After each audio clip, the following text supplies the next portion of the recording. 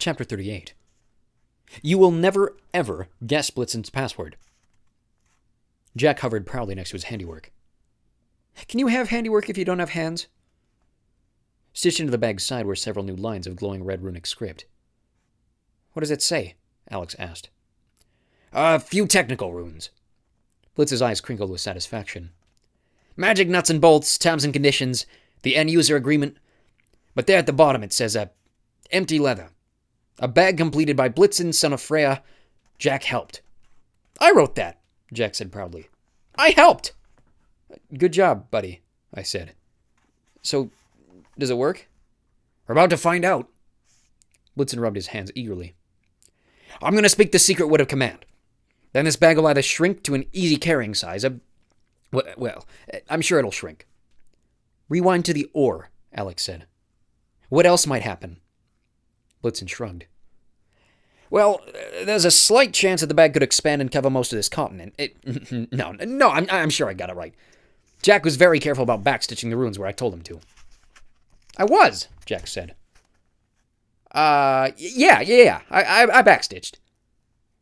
I wasn't feeling so confident. On the other hand, if the bag expanded to continental size, I wouldn't live long enough to care. Okay, I said. What's the password? Don't! Blitzen shrieked. The bowling bag shuddered. The entire forest trembled.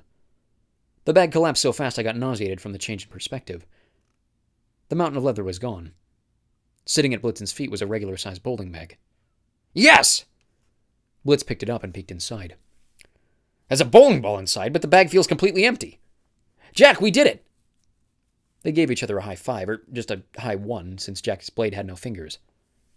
Hold on, I said. I mean, good job and all, but did you seriously make the password? Don't! Blitz threw the bowling bag like a grenade into the woods. Instantly it grew to the size of a mountain, causing a tidal wave of crushed trees and terrified animals. I almost felt sorry for the untrustworthy squirrels. I was in a rush, Blitzen huffed. I can reset the word of command later on, but that would take more thread and more time. For now, can you please avoid saying, that word? He proceeded to say that word. The bag shrank back to small size.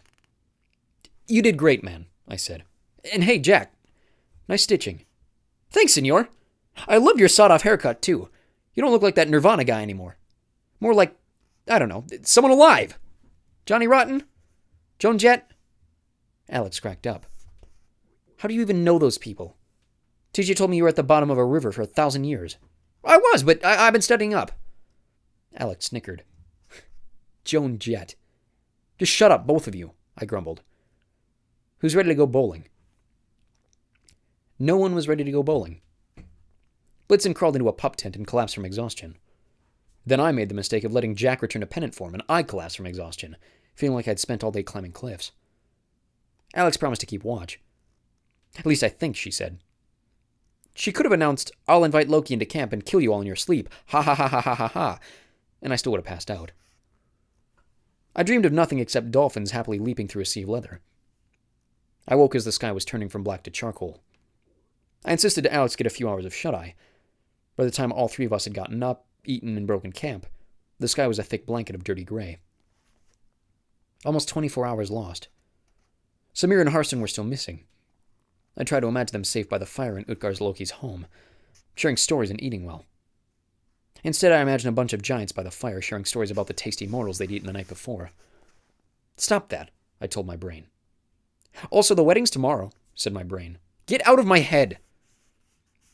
My brain refused to get out of my head. Inconsiderate brain. We hiked through the ravine, trying to keep the direction Tiny had indicated.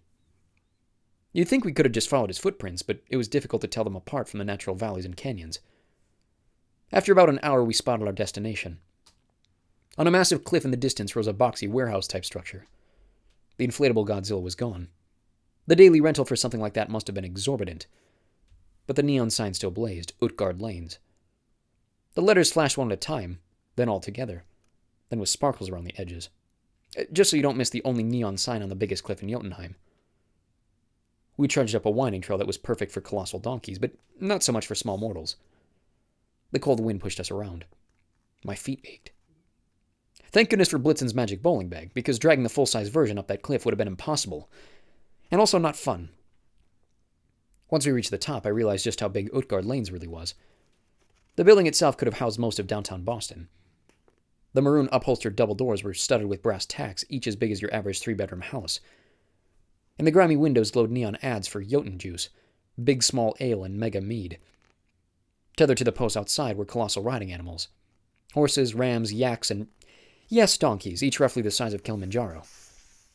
No need of fear, Blitz muttered to himself. It's just like a dwarven bar, only, bigger. So how do we do this? Alex asked. Direct frontal assault? Ha ha, I said. Sam and Hearth might be in there, so we can play by the rules. Walk in, ask for guest rights, try to negotiate. And when that doesn't work, Blitz said, we improvise. Alex, being all about change and versatility, said, I hate this idea. Then she frowned at me. Also, you owe me a drink for dreaming about me. She marched toward the entrance. Blitzen raised his eyebrows. Do I want to ask? No, I said. You really don't. Getting past the front doors was no problem. We walked right under them without even having to crouch. Inside was the largest, most crowded bowling alley I'd ever seen. To the left, 20 or 30 Statue of Liberty-sized giants lined the bar, sitting on stools that would have made fine high-rise condominiums. The giants were dressed in neon-colored bowling shirts they must have stolen from a disco-era Salvation Army. Around their waists hung an assortment of knives, axes, and spiked clubs. They laughed and insulted each other and threw back mugs of mead that each could have watered all the crops in California for a year.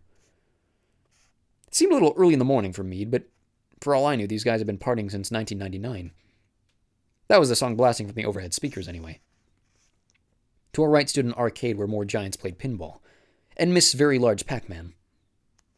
In the back of the room, about as far away as Boston is from New Hampshire, still more giants gathered about bowling lanes in groups of 4 or 5, which matching day-glow outfits and suede bowling shoes.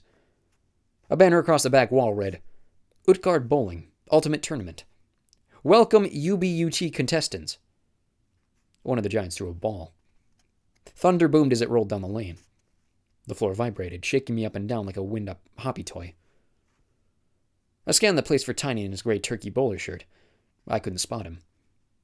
Tiny should have been easy to see, but from our vantage point on the floor, there were just too many other enormous obstacles in the way. Then the crowd shifted. Across the room, looking right at me, was a giant I wanted to see even less than Tiny. He sat in a tall leather chair on a dais overlooking the lanes like he was the referee or the MC. His bowling shirt was made of eagle feathers. His slacks were brown polyester. His iron-shod boots looked like they'd been made from recycled World War II destroyers. Clasped around his forearm was Thane's gold ring studded with bloodstones. His face was angular and handsome in a cruel sort of way. Straight coal-black hair swept his shoulders. His eyes glittered with amusement and malice. He definitely would have made the list for 10 most attractive murderers of Jotunheim. He was about 90 feet taller than the last time I'd seen him. But I recognized him.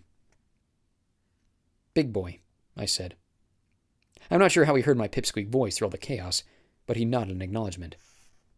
Magnus Chase! He called out. So glad you could make it! The music died. At the bar, giants turned to look at us. Big boy raised his fist as if offering me a microphone. Clasped in his fingers like G.I. Joe figures were Samira and Hearthstone.